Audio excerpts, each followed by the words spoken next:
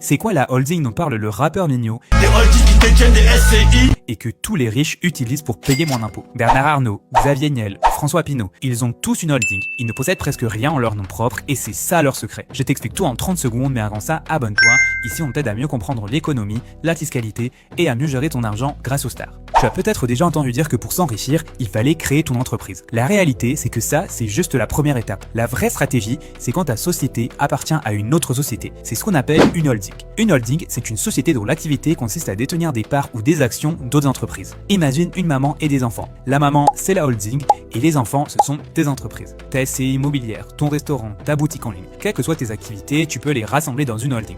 Mais pour profiter des avantages fiscaux, il faut souvent que ces sociétés soient à l'IS. Et là, tu vas pouvoir profiter de deux gros avantages. Le premier, c'est le régime Murphy. Tes sociétés génèrent de l'argent et au lieu de toucher cet argent en direct, de le déclarer et de payer beaucoup d'impôts dessus, l'argent va pouvoir directement remonter à la holding pour être réinvesti. Par exemple, tu pourras utiliser les bénéfices de ton e-commerce pour les réinvestir dans ton restaurant ou inversement. Le deuxième gros avantage, c'est la fiscalité. Avec une société classique, tu peux être imposé à 15 ou 25% à l'IS et ensuite encore taxé si tu prends de l'argent en perso. Mais avec une holding, le taux d'imposition sur les bénéfices qui remontent peut descendre parfois jusqu'à 1,25%. Tu comprends maintenant pourquoi c'est un gros avantage pour les ultra riches. Certains ont même créé ce qu'on appelle une holding familiale, où tous les associés sont issus de la même famille. Grâce à ça, ils peuvent centraliser la gestion de leur business, protéger leur patrimoine et faciliter la transmission tout en profitant d'avantages fiscaux. Mais attention, même si la holding est un super outil fiscal, elle n'est pas faite pour tout le monde. Ouvrir une holding, ça coûte de l'argent et ça demande pas mal de gestion comptable et administrative. Tu l'as compris, c'est surtout intéressant si tu as plusieurs activités et une vraie stratégie long terme avec un plan de développement. Si tu souhaites en créer une,